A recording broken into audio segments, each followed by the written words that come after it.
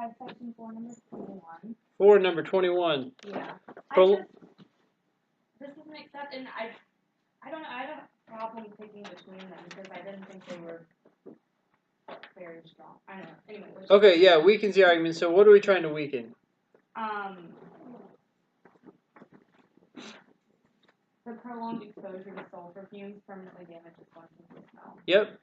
So they think that the exposure damages your smell, and they do this study, right? Right. Where they get 100 workers at factories, sulfur-emitting factories, and 100 workers from other places randomly. And the people from the other places do a lot better job of identifying chemically reproduced scents. Sounds like Febreze or something, Okay. right? Like this, you spray it. Yeah, and you smell. Oh, it smells like a rose, but it's not really a rose. It's chemically produced. Right. But the people who work at the sulfur plants do a horrible job of identifying them, right? So they say the cause of this horrible performance is the fact that their sense of smell has been destroyed. So we want to undercut that. We want to say, no, it was for some other reason. Fair enough? Right. Okay. So A, the chemicals used in the study closely but not perfectly reproduce the corresponding natural scents. I mean, I felt like this one could go either way. I mean... So wait, why do you think this weakens the argument? Because if it's not perfect, then couldn't that be criticized the study? Yeah. I mean, I didn't think it was that strong, but I was like, I guess if someone was nitpicky, they could. Sure. Here's the thing about this, though, is that it affects both groups equally. Like, both groups were hindered in this way. They had imperfect chemical smells. Right. So why did the one group perform so much better? Okay. You know, like it still doesn't really shake the study. We're still kind of left with that. Okay. But which one did you end up picking, or should we go through them all? I don't know. And not D&E. Okay. I hope it wouldn't be. I think I crossed out D&E pretty quickly. Okay. And then so the second one I remember I thought about for a while. Yeah, this one's a little strange, but it does distinguish between the two groups. Because if the subjects in the study were tested in the environments where they usually work, then the 100 people who didn't work at sulfur-emitting plants, you know, they were just at, who knows where they were at. Right. But the people who were tested at this sulfur-emitting plant, maybe they didn't smell it because the place stinks.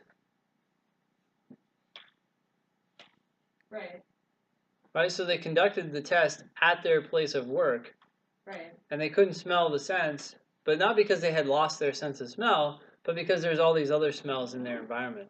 Okay, so I guess that could. I mean, the key thing here is that answer choice is distinguishing between the two groups. Okay. Anytime you separate, every time you start making differences between the groups, the study gets weakened. Okay. Right? It starts to undercut, because you want the groups to be as similar as possible, except for the one thing that you think is different about them. Okay. See you, Paul. Yeah. And then, so C weakens it, because I get now that, like, it separates the two groups, and that's what you're trying to do, but also because theoretically they could have, like, gained skills. They got better at it, yeah. I know how to do this test. The sweet smell is definitely rose, yep. Okay, I think I'm good now. That's not fair for the other group, right? Yeah. You're good with that one? Yeah, no, I understand now. Cool. Yeah, that's a tough question. Other questions?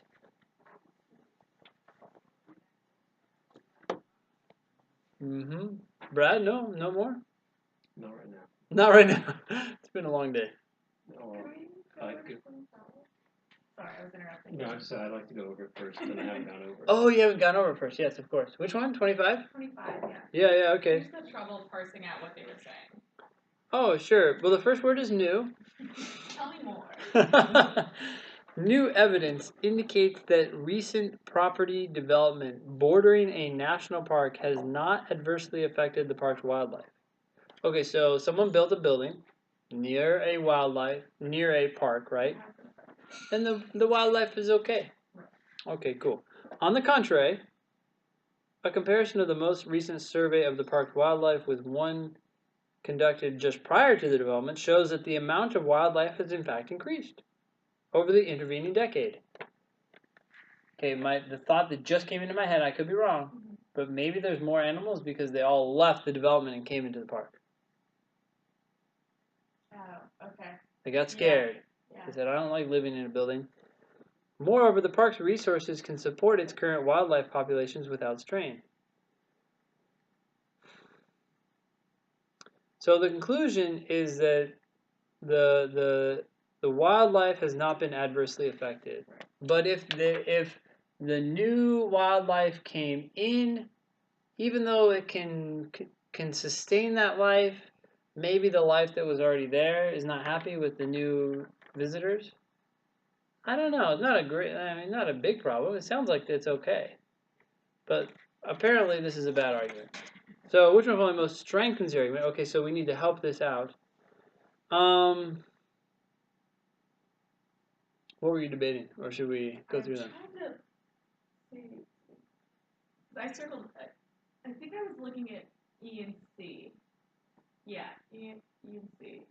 And I didn't even consider A, and when I'm rereading it again, a more recent survey found more species. Oh yeah, so what did the actual survey said? It says the amount of wildlife has in fact increased over the intervening decade. Oh, the amount of wildlife. So maybe you have like a ton more deers, but you lost some rodents or something. It just talks about the total number, right? Survey found greater numbers of animals belonging to each. I'm sorry, can you explain it one more? I'm just looking back at the original Yeah. evidence. The original evidence, all it said was that the amount of wildlife has increased. The amount of wildlife has increased. But we don't know the distribution of that wildlife. So maybe there's been a species that, or now. Maybe a species has, so the number of animals has increased, but it's increased because now you have a ton of deer. Okay. And they're killing off all the frogs. The total amount or the total number of animals has gone up, but the distribution of the animals has been changed. But A says that the more recent survey found greater numbers of animals belonging to each species. Yes, so that would strengthen the argument by saying, look, the distribution... Oh, it's all the same. It's all... Maybe it's not the same, but everyone's okay. Everybody's increased. Because they're... Okay, got it. Yeah. The only reason I'm thinking about deer is because we have a lot of... Where do you live? I'm in Tenleytown. Oh, that's Maryland?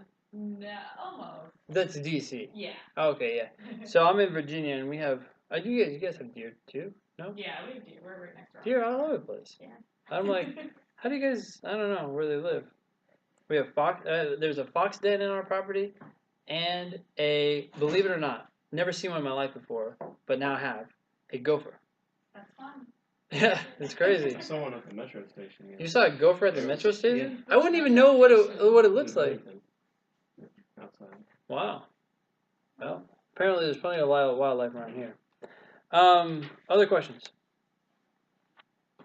Greg? Marianne? Yeah, I have another one for else. Sure.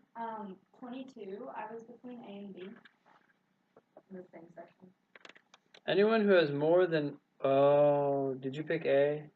I can't remember. I picked the wrong one, so I can't remember.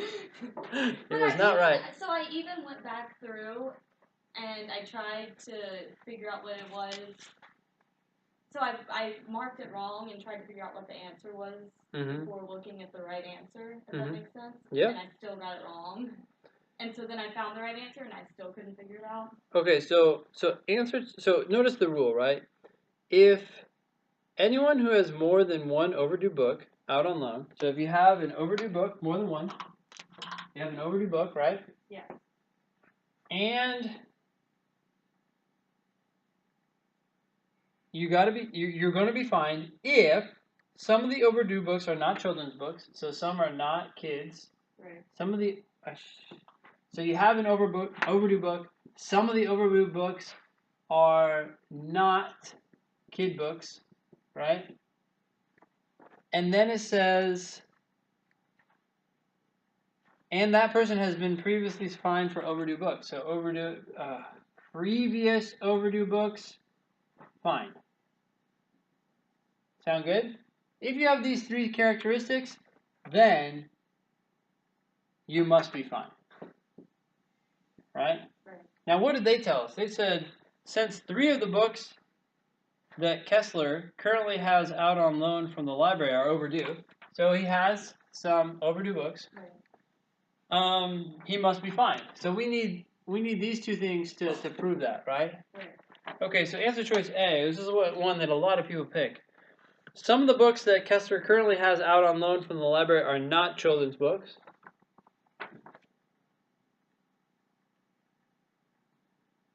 So So that's number 2. yeah, it's not number 2. That's why it's wrong. Because some of the books that he has out on loan are not children's books. We need it that some of the overdue books are not children's books.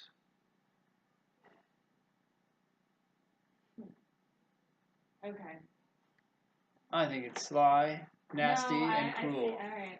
So then, hold on, but I had a problem with B still. You have a problem with B. I don't remember it, but can you That's answer okay, let's talk about it. So B says one of the overdue books that Kessler currently has out on loan is a novel for adults. Doesn't some mean at least 2? In our like. No, it means at least 1. All right, well, more. That's it. Yeah. Okay. So B makes sense now. Yeah.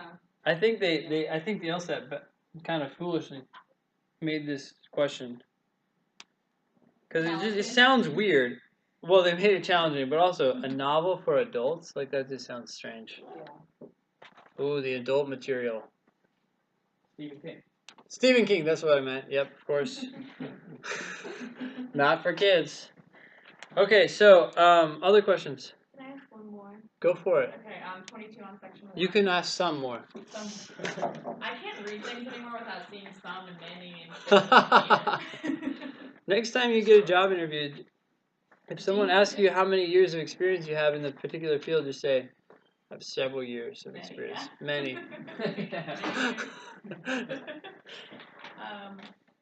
Okay. Yeah. Which one? Sorry, 22 on section 1. Oh, it's section 1. I was looking at D. I didn't even consider E because I thought it was so strong.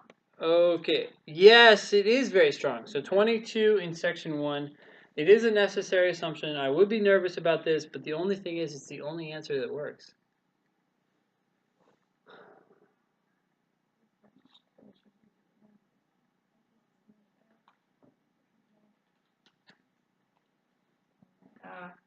Okay. So the conclusion is this practice clearly should be acceptable, right? And the reason it should be acceptable is because it doesn't create these unreasonable prices. Right. And that's the only one that sort of says, Right. okay, that will be acceptable. Now, it's really, I think it's a sufficient assumption answer. Yeah. But the other answers don't work either. I picked D, but D also says only, and it says, doesn't. yeah, the only and it's kind of irrelevant too. So it has like a double problem. It's strong and it's irrelevant. Everything's irrelevant except for E. Okay. Yeah. Perfect. It's like a bad answer. I just need that like during my test, so I have someone telling me. Yeah. Well, when you get the earpiece, yeah, That it comes is. with this class included, right? Yeah, it's skin Just wanna make tones. sure I picked the right class. So no one will know that you have it. Why do you think we get such high reviews? All right. Good job, guys.